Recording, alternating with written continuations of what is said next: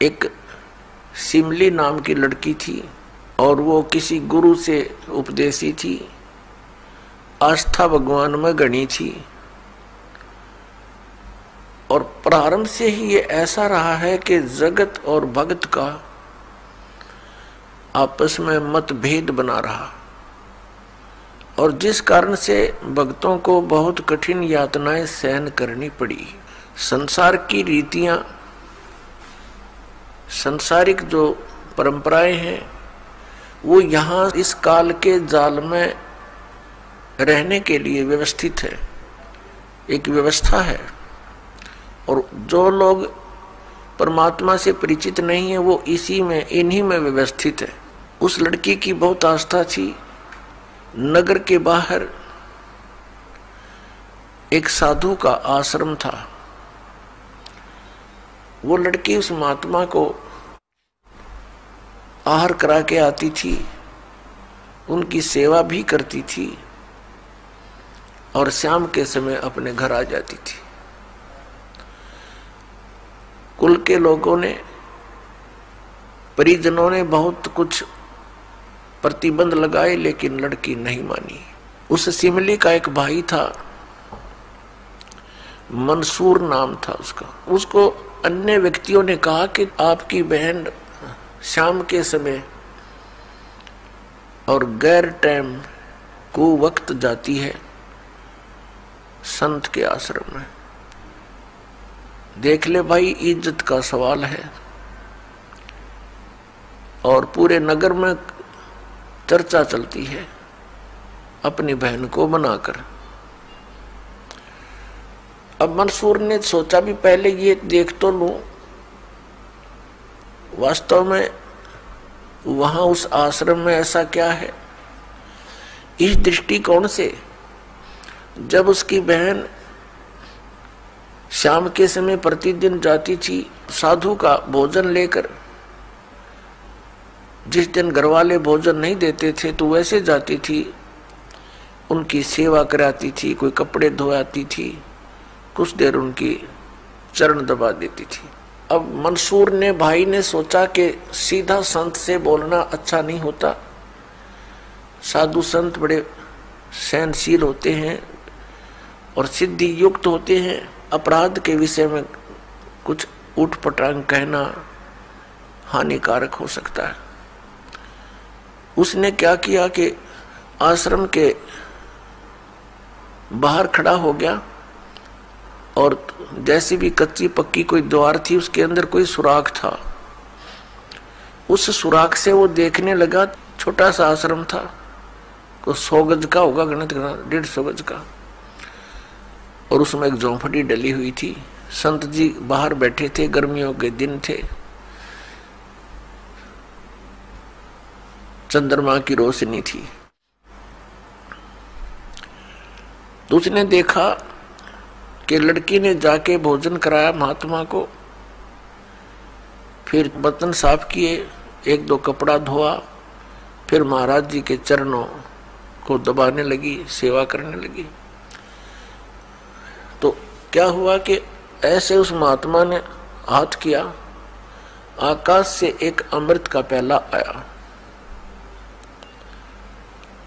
संत ने पिया, आधा उस बेटी को दिया। संत ने कहा कि बेटी, इसमें से थोड़ा सा, एक नालायक व्यक्ति खड़ा है, उसके भी मार दे एक छींट। इस सुराख के अंदर से जा और उसके भी लगा दे, थोड़ी सी कल्याण हो जा। एक नालायक व्यक्ति खड़ा है। अब उसने जाकर के, लड़की ने आदेश पालन करना था, सुराख में से ऐसे कर दिया। उसने देखा कौन है, कैसे है, तो उसके भी जीभ पर वो थोड़ा सा अमृत की छींट लगी। एकदम उसके हृदय में एक विशेष प्रेरणा हुई कि मैं बहुत पापी हूं, मैं नीच हूं, और ऐसे पाक साफ महापुरुष के विषय में मेरे मन में दोष आया। रोता हुआ आश्रम के अंदर प्रवेश हुआ और कहा महाराज मुझ पापी का भी उद्धार हो सकता है। मैंने आपके बारे में बहुत गलत सोचा। उस संत ने कहा बेटा जब तक बोध नहीं होता, ज्ञान नहीं होता, तब तक प्राणी के ऐसे अपराध अक्षमा करने योग्य होते हैं। और बेटा कोई जानबूझ कर करोगे, दीक्षा उपदेश लेने के बाद आपके मन में ऐसा संत के गुरु के प्रति दोष आता है तो फिर आप पाप के भागी भारी बन जाओगे। काफी देर सत्संग सुनाया। प्रतिदिन वो भक्त अपनी बहन के साथ दिल्ली आने लग गया। खूब सत्संग सुना, दोनों बहन भाई मिलकर सेवा करते थे। फिर क्या हुआ कि उसके हृदय में एक ऐसी प्रेरणा हुई, अनल हक। उस संत ने उसको एक मंत्र दे दिया, अनल हक, कि इसका जाप किया कर। अपन आत्माओं पिछले पुण्यकर्मी प्राणी ही परमात्मा की खोज में लगते हैं। उनको ही इतना शीघ्र इन बातों का असर होता है संत के वचनों का। तो महान पुण्यात्माओं में से एक था मंसूर, और संत की कृपा से उसके पिछले पुण्य स्टार्ट हो जाते हैं, उदय हो जाते हैं, और वो प्रेरित होकर के वो भक्ति प्रारंभ कर देता है। जैसे एक फॉर एग्जाम्पल, जैसे कोई कटोरी में घी डाल रखा है, उसमें एक ज्योति भी रखी है, और वो ज्योति जला रखी थी, बुझ की, घी भी है उसके अंदर, बनी बनाई बाती भी उपलब्ध है। एक सीख लगाने की आवश्यकता है, वो जग जाएगी। तो जितने भी पुण्यकर्मी प्राणी हैं, जो भी साधु संत महापुरुषों के प्रवचन सुनते हैं, किसी भी संत के, चाहे उसने भक्ति मार्ग का कति ज्ञान नहीं, लेकिन भगवान की महिमा तो वो भी सुना ही देते हैं। तो उससे क्या होता है कि वह ज्योत जग जाती है। अब वह ज्योत तक जगगी, जब तक पूर्व जन्म का उसके अंदर घी है यानी पुण्य है, तो वो जगेगी, प्रेरणा बनी रहेगी भगवान के पाने की। यदि आगे उसमें विधि घी उसके पास नहीं है डालने के लिए, तो वो ज्योति भी जल जाएगी और घी भी समाप्त हो जाएगा, और सारा कटोरा व कटोरी काली हो जाएगी। तो पुण्यात्मा उस अनल हक मंत्र के गुरु जी ने दे दिया, जो मंत्र देना था उसको। अनल हक का अर्थ होता है अहम ब्रह्मास्मि, मैं ही ब्रह्म हूं, मैं ही परमात्मा हूं, अनल हक। हालांकि ये कोई मंत्र वंत्र नहीं था, लेकिन उस मंसूर के अंदर वो पूर्व जन्म का घी और ज्योति रह रही थी, वह जगगी। अब उस मंत्र से भविष्य में तो कोई लाभ उसको होना नहीं था, क्योंकि वो चार्जर ठीक नहीं था। पूर्व जन्म की बैटरी से उसमें इतना प्रभाव था, इतने पुण्यों से, कि उसने अनल हक कहना शुरू कर दिया कि मैं ही परमात्मा हूं। अब भोली आत्माओं पुण्यात्माओं को जैसा भी गुरु ज्ञान देता है, वो तो दृढ़ होते हैं। गुरु जी ने 2 दूना 6 कह दिया तो वो 6 ही बोलते रहेंगे। घर वाला कहेगा, कोई उसको बताना चाहेगा, वो नहीं मानेगा, कहता नहीं मेरे गुरु जी ने ऐसे ही बोला। तो अबोध बच्चे ऐसे ही होते हैं। इस बात का ज्ञान पूरे मुसलमान धर्म में हुआ, क्योंकि वो मुसलमान धर्म से संबंधित था, और मुसलमान धर्म ये मानता है कि जीव ब्रह्म नहीं हो सकता। वैसे तो जीव ब्रह्म हो ही नहीं सकता, ये तो अंडरस्टूड है। जीव तो ब्रह्म है ही नहीं, ब्रह्म अलग है, जीव अलग है। ब्रह्म मीन भगवान, जो जीव का भी उत्पत्ति करता है।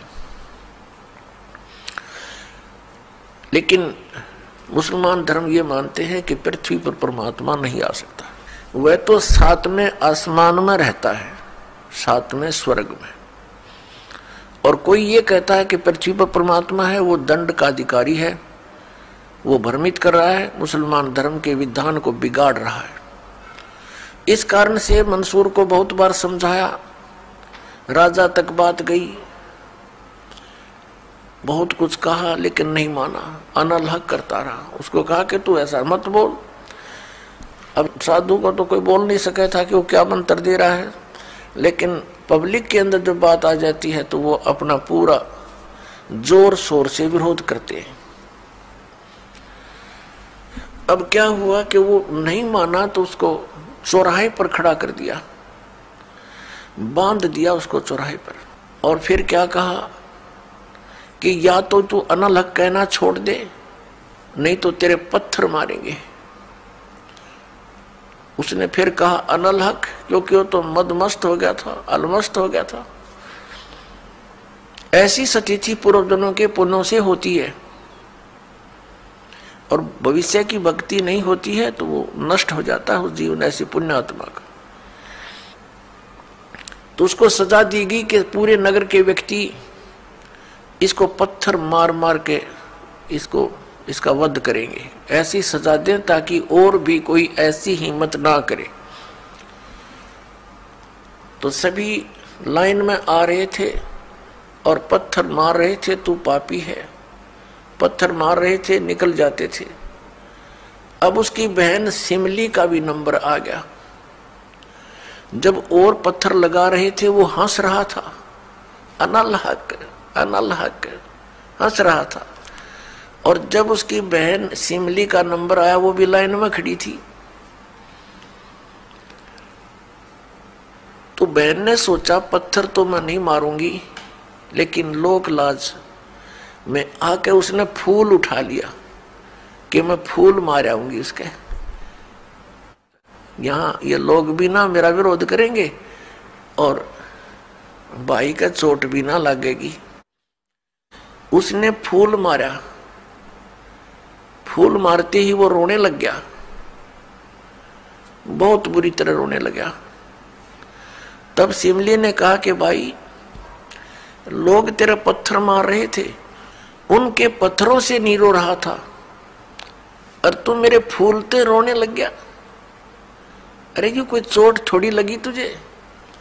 उसने कहा सिमली ये तो अनजान थे, इनका मुझे दुख नहीं था, तू तो परिचित थी मैं किसके ऊपर फिदा हो रहा हूं। और तेरा हाथ कैसे हो गया नालायक मेरी तरफ? तूने भगवान की तरफ हाथ कर दिया। मैं भगवान के लिए ड्यूटीड हूं और तूने क्या समझा फिर ज्ञान को? न्यू रो रहा हूं, तेरा जीवन बर्बाद हो गया, तूने ज्ञान समझा नहीं बहन। तेरे फूल का मुझे इसलिए दर्द हुआ, तू तो परिचित थी इस बात में। उसके बाद नहीं मरा वो पत्थरों से, कहने लगे या तो कहना छोड़ दे अनल हक, नहीं तेरा हाथ काटेंगे। उसने कहा अनल हक, हाथ काट दिया। फिर कहा दूसरा हाथ काटेंगे या बंद कर दे, अनल हक। तेरी गर्दन काटेंगे, बंद कर दे, अनल हक, काट दिया। अब उसको गाड़ा नहीं, मुसलमान धर्म में नीचे दफनाते हैं जमीन में, उसको सवा कर दिया काफिर समझकर कि काफिर जलाए जाते हैं, उनकी सोच है। और उस राख को जल में फेंक दिया कि इसका नामो निशान मिट जाए दरिया में। कहते हैं वो राख भी, ऐस भी, वो बबूत भी अनल हक अनल हक अनल हक करती जा रही है। और 1000 मंसूर बनकर गलियों में घूम रहे हैं। सबने दरवाजे बंद कर लिए, टट्टी पेशाब निकल गया, लोगों का घबरा गया, ये क्या हो गया? भगवान का भगत था, ऐसा हो कर दिया इसके साथ। तो पुण्यात्माओं, अब ये ज्ञान है, तत्व ज्ञान है, इसको बहुत गहराई से समझना है। इससे कई कंसेप्ट क्लियर होंगे। अब प्रसंग तो चला है कि जिस परमात्मा के पाने के लिए और जिस लोक में जाने के लिए महापुरुषों ने ऐसी कुर्बानियां दी, तो कैसा है वो भगवान, कैसा होगा वो देश, ये अंडरस्टूड है। दूसरी बात ये है इसके अंदर कि कोई ये सोचे कि अनल हक मंत्र से उसमें यह शक्ति आ गई थी, नहीं। उस अनल हक मंत्र के जाप करने वाला पूरा गांव था, नगर था, आसपास के और भी बहुत लोग थे जो वैसे उपदेशी थे, आसपास के बहुत से उनके शिष्य थे, लेकिन वो गुप्त रखते थे, सामने किसी को बताते नहीं थे, लोक लाज के कारण। तो कहने का भाव ये है कि उस एक मंसूर के अंदर ये क्यों काम कर गया और सिमली में नहीं किया उसने। ये पिछले ही पुण्य से होते हैं पूर्ण हंस मुराद, ये पूर्व जो उनके संस्कार थे, उस मंत्र का इसमें कोई योगदान नहीं था। अब प्रसंग जो चल रहा है उसी पर हम थोड़ा सा डिस्कस करते हैं।